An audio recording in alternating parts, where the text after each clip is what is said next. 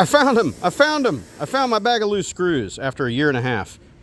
They were laying on the garage floor behind a bunch of stuff over on the side of the garage. And I tore the entire garage apart twice looking for them.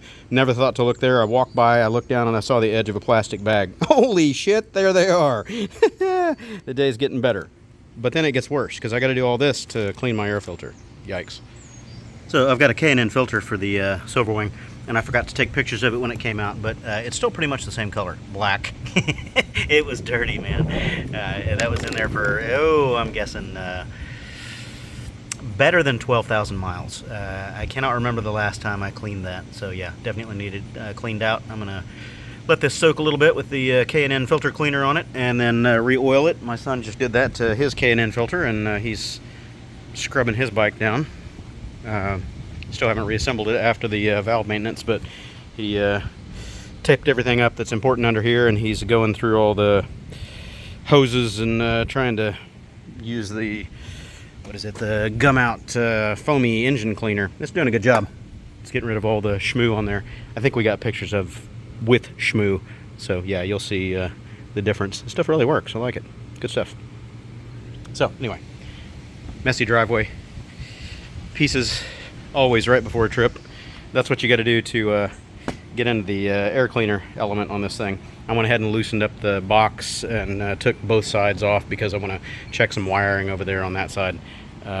You don't have to remove the rail, but it helps to get those side plastics off because they're really tight right under the edge of this. So anyway, lots of fun. Always last minute maintenance, man.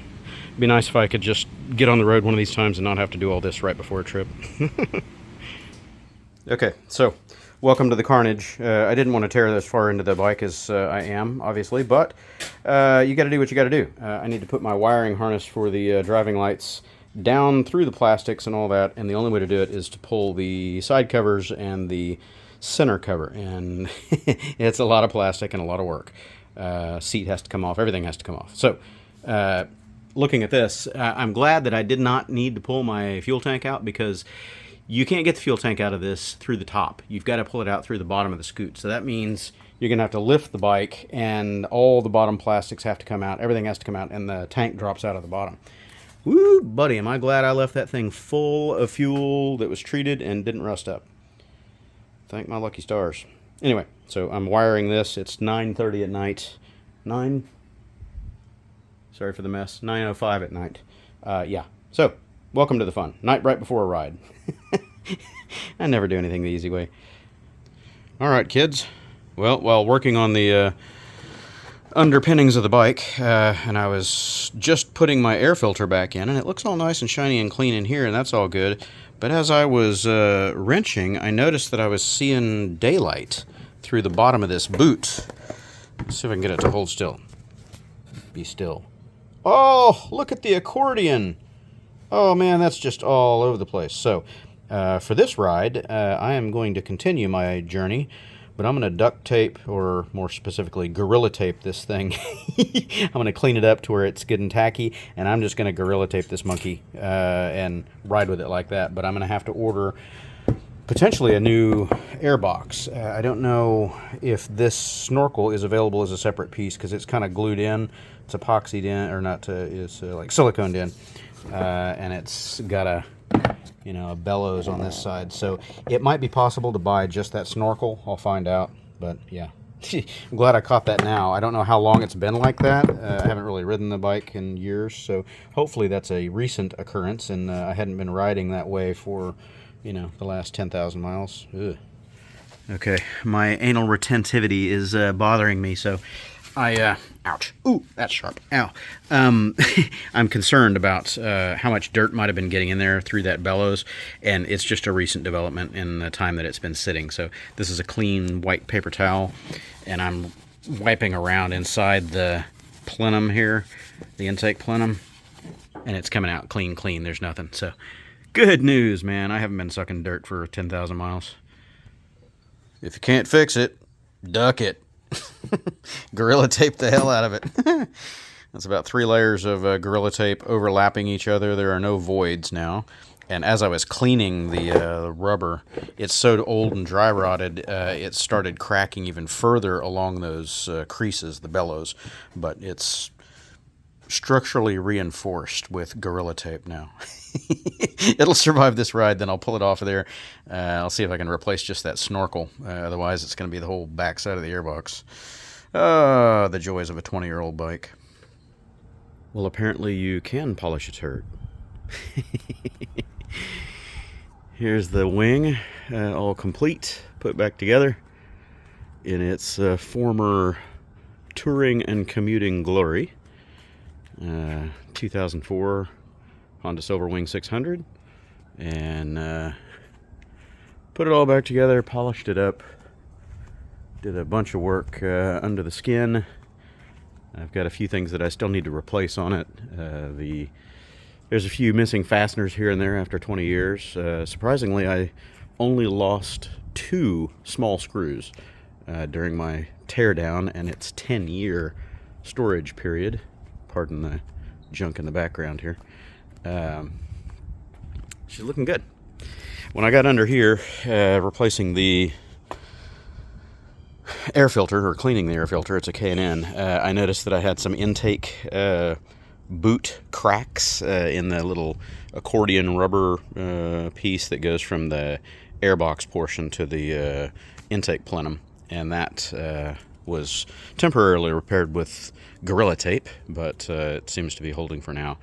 I'll order the replacement pieces that I'm missing. I've got a little, what is it, probably a dozen little things that I'm going to order for it here and there, and I think I found a side skirt for it. My left lower side skirt down here, I don't know if I can get it on camera. I have a crack right there. Oh, get on camera. I noticed that when I started getting into the plastics. I didn't see that there before, but I found a place that has these lower side skirts in stock, so I might get the 2 side skirts. They're 100 and something bucks each. But other than that, she starts and runs great. I'll give you a quick run through.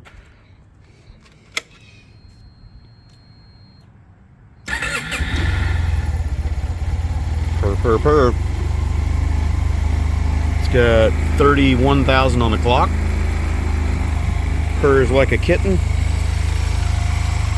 Fresh variator, fresh tires, fresh brakes, fresh everything. Master cylinders rebuilt.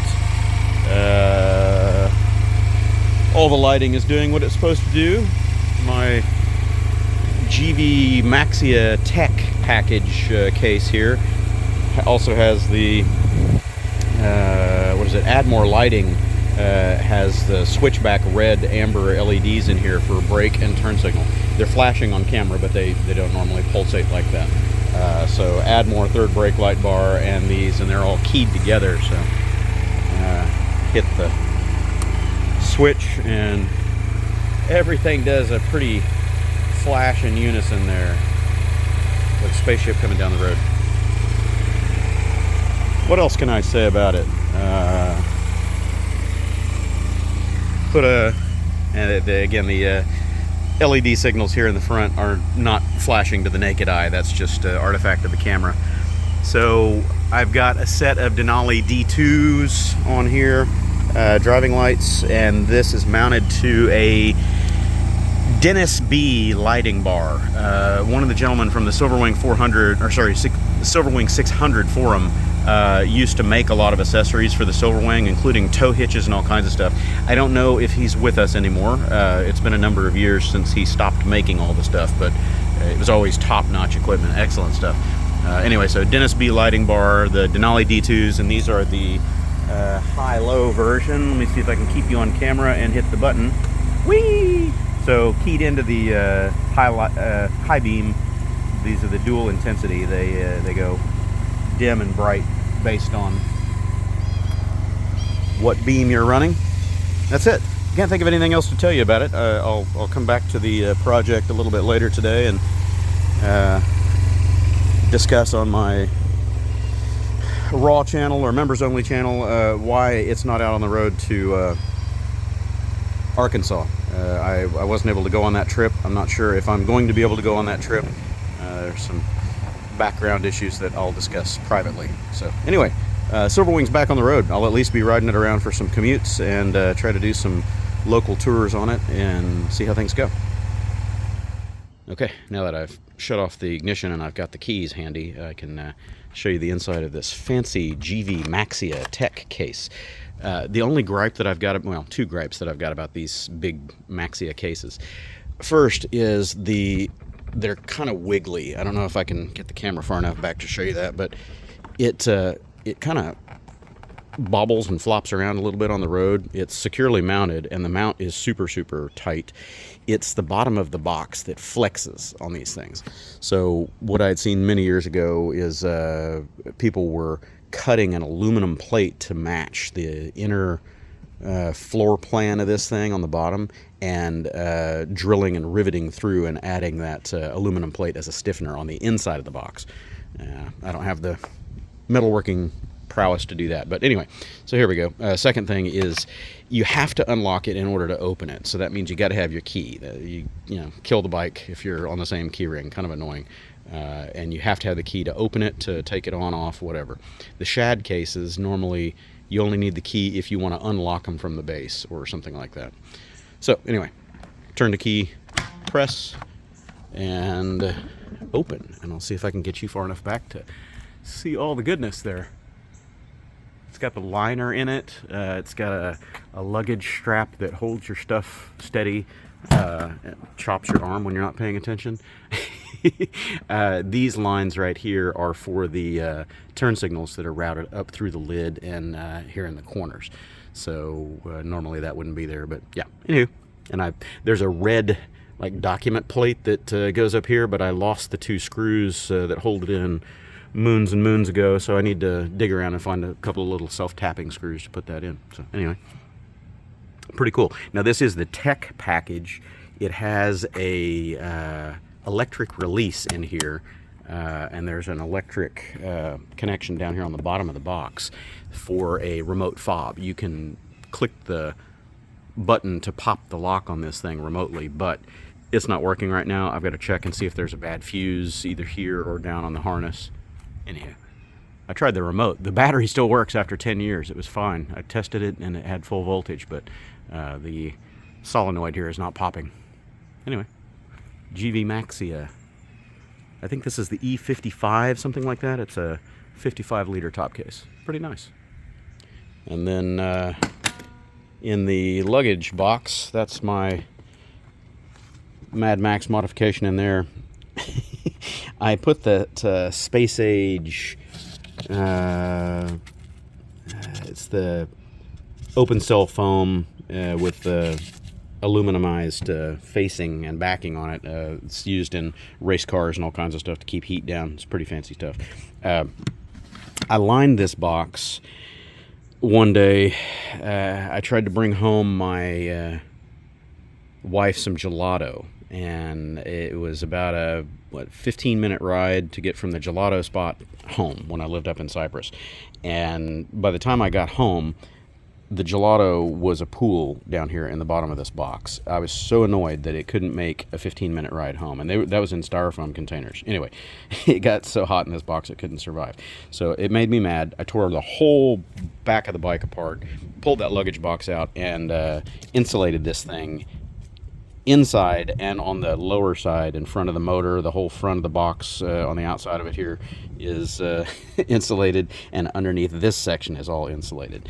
I can't recall if I insulated this section or not. You can't see it here because the lower fender is. I believe I did. I went all the way back. So yeah. Anyway, it stays very temperature controlled in here now. And I can put cold goods in there and they stay cold for a little while. Of course I lose heat and stuff from here, but at least it's not soaking up from the engine. So yeah, that's why I did that. And the only other piece that I missed in 10 years of storage is my battery box lid. I can't find it. It's in my garage somewhere. I remember seeing it a couple years ago, but if I can't find that, I need to buy another one. I at least need to cover up the positive terminal here so I don't create a arc welding situation under my seat.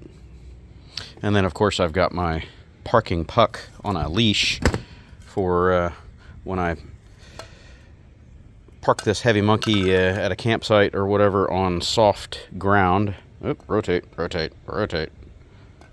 You get the hint. Anyway, I've got a helmet hook on the left bar here, and I just do that. High-vis red, high-vis yellow, and I remember, don't leave the puck on the ground in the dirt. Oh yeah, and I almost forgot, the back of the box. This was a little hack that I found.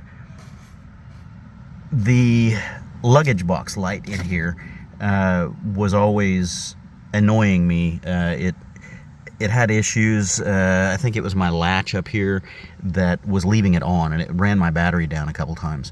So this light is a Honda OEM part that came out of Acura Integra.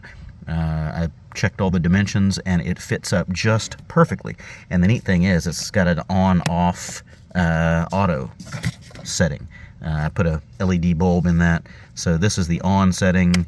The middle setting right there is on-off with the latch up here, or you can just leave it off. But it's nice that you can turn it on-off when you need to go digging around in there. And with this silver interior, I turn that light on at night and I can see everything. Almost light up the campsite with it. The touring central here for the cockpit. That's what it looks like going down the road. I've got the Zumo XT up here, which is a new addition to this scoot. I've had this for a couple of years, but it was never mounted on this bike because this bike hasn't been on the road. I put the quad lock wireless charger over here, and this is the newer model that's hardwired instead of having a USB on the back of it over here. I've had a couple of those wireless charging heads fail on me on various bikes. I had one fail on the Super Cub, and I had one fail on the Rebel due to water ingress or something at that USB port.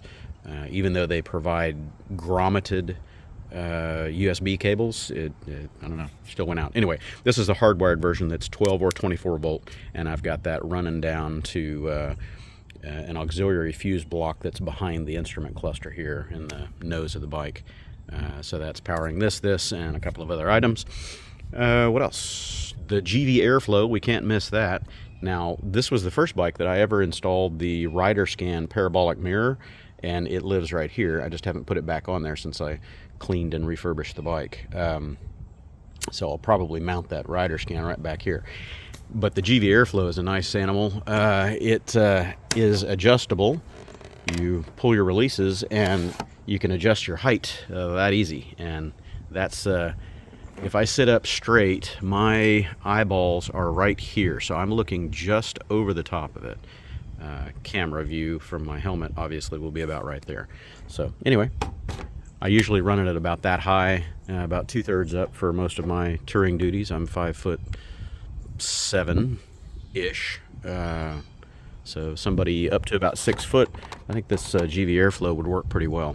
It's definitely going to put all the wind over your helmet. But for me, I like keeping it about there. I don't like looking through anything. What else? Is that it? I think that's it. Can't think of anything else to tell you other than I want to get this thing on the road soon.